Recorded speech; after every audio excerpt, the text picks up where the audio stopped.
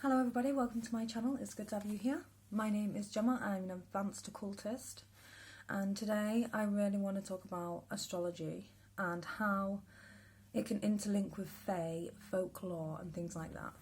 So this is obviously a bit different, but I wanted to mix it together so that people can see that there is a correlation between folklore, how it was interpreted in the past, and how it can be used now to understand other elements like astrology, for example. You know, it's an occult topic, so I'm really talking about now is the elements.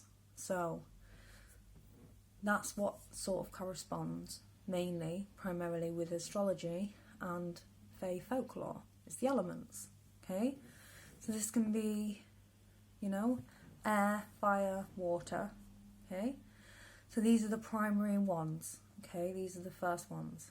Fire, water, air, okay? And then it goes back in onto itself. Fire, water, air. Or it can go the other way. Air, water, fire. Okay, so how does this interlink with astrology? Like, as an understanding of you know, the understanding of aspects of our signs, our star signs. So this is how we can understand what, if you don't have, for example, a fire element in your chart, you don't have any fire in your chart, or any water, or any air, you could call yourself an adept, okay? So you're an elemental adept. So if you don't have any fire, water or air in your chart where the planets are sitting inside, and I think it can't be on your ascendant as well, then you are an adept at what it is that one of the elements, I guess, okay? So this is how to team up with counterparts or divine feminines or divine masculines. Like, this is how you could team up and find your counterpart, because you have to share the same elemental adepts and, you know, be equipped in understanding these, what, you know, fire can do, what water can do, what air can do, okay? So for example, I'm a fire adept. So I have no fire in my chart. I have them in place in houses, obviously, because everyone does. But I have them in the houses. They sit in the houses, in with other ones. So I have like 3 ninth house signs in just my ninth house. So I have 3. All of them are in my ninth house. So I have a lot in my ninth house. A lot of things are going on there. Higher learning, okay? Teacher, okay? Military combat. Right, so if you can understand that these are elements, these are primitive in nature, okay? So, and this is according to fae folklore and the elements. So now we have to understand, where are we? If this was like a game of Dungeons and Dragons, we are technically in the fae realm, and we are elementals, and we've learnt through lifetime after lifetime what we can achieve, essentially, through our own divine nature when it comes to astrology. So personally, I'm a fire adept, so I'm equipped when it comes to fire. I have learned recently to transmute energies and how to successfully do that, to neutralise. This is fire, and after fire comes ashes and then dust, ready to be recreated once again. So I'm a fire element. That's my strongest element. And I am also a water adept as well when it comes to sidereal astrology. So I'm a fire adept and a water adept in sidereal astrology. And really, how you can find yours is, if you are an adept, is that you will have no fire placements, you will have no water placements or no air placements. Now this is going to indicate that you have a strong ability in these areas, and that it's probably good for you to go and check it out and see if you can associate yourself and understand where you can fall into this. And this will then also interlink back with spiritual experiences. So if you are Fae, you will know air. If you are part of the Fae folklores, you will know water. You would be a mermaid. And if you are also aware of the Fae folklores and you have strong element of fire, this would obviously be fire adepts, dragons. Okay? So this is really all I wanted to cover. I think it's really important that people should know their elements as well, because they all play a different major role. Okay? I'll quickly go through this right now. So we have air, and this is creation. If I was clairvoyant and asked to tell you what air looks like, I would say it looks like yellow sparkles.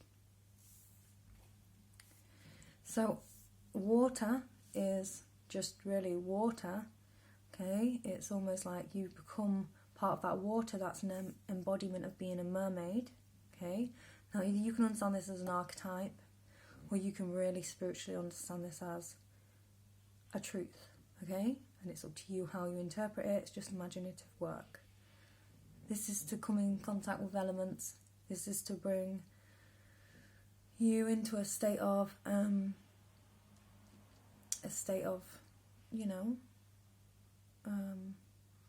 awareness elementally, and peace as well, because a lot of peace can come from this, okay? A lot of peace in understanding where your power lies within the elements. So yeah, water is transmutation, air is creation, and fire is neutralization. And that's really what it's about, and it's where your strengths are. So I've noticed as well, twin flames, for example. Twin flames are fire adepts. Twin flames are fire adepts, okay? And it's not about, there's a lot of inversions in that. Fire adept and stuff, saying it's toxic. Twin flames are toxic and stuff, when it's not actually correct terminology. We're using the wrong words for the wrong things as well, for the wrong definitions. Because a fire adept neutralizes everything. So if you get two people who have worked with, certain, deities or demons or stuff like that on the magician's path, black magician's path, then we'll come in contact with like different, aspects of our core being, and that is, entwined. And you find they're entwined with others, and they'll be like your counterpart, your divine masculine and divine feminine energy. So it's really interesting to come in contact with somebody who is the same as you, because this is where sort of like, it's almost like the connection's being made, So when it comes to the folklore, I'll bring this back down again. When it comes to folklore and stuff like that, they obviously it was in Britain, and they lived in fairy castles and stuff, and they had a really nice time up in the clouds, and this is obviously the Fae realm. So we can understand this as, if we don't put fear-mongering stuff on it, because a lot of people are fear-mongered the Fae realm. Now, I wouldn't really say that it is bad, because I know it, and I've been there, and I used to go down when I was little. So when I was sleeping at night time, I used to go there, and I found it really interesting. And so yeah, astrology. How can we understand astrology and the Fae folklores? So this would be understanding that the elements play a big part in this. Okay, so you get the 4 elements, and then you get the 5th element, which is the ether element, which is love. Okay, so it's almost like an encompassment of the whole thing had to be there, the star, for it to all, function and work. And if everybody knows their strengths, then everybody can sort of go to their places, find ourselves, go to our places, go to our where we need to be. Is there an essence there where we can understand that we all play a role in this world functioning, and when we know our elements, well, we start to really find out who we are. And it's not about one man and his dog and his opinions. It's everybody's, and everyone's got their own opinions. Everyone's allowed to share them, and it's fine that we share our experiences. Okay? And our perspectives. And they might be the same. People might start coming up with the same ideas, because it's exactly what needs to be pushed forward now. Understanding aspects of astrology and your elements is going to be it's a key, it's a door, it's a key, and it's an open door to, you don't even need the key. It's an open door to understanding your elements, who you are. And it's very important, because I never knew I was a fire adept for ages. Well, I did through my spiritual experiences, but not through my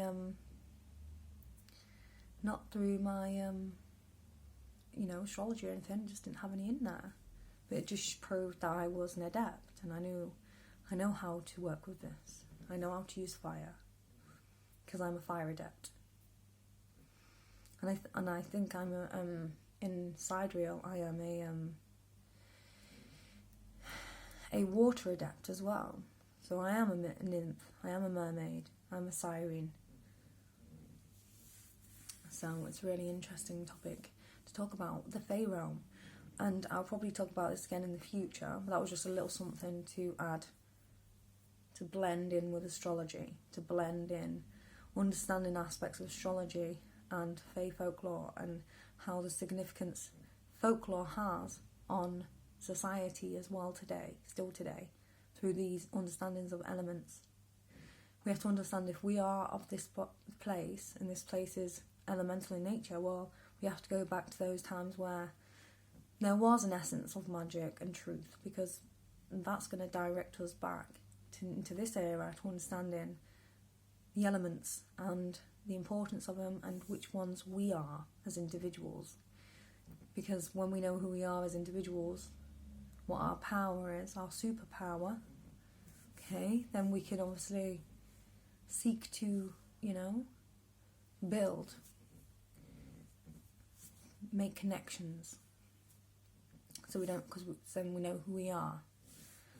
And we can start there, that's your group, that's your, that's an angle, what you can look at and create with other elementals that are similar to you, or that they need similar things.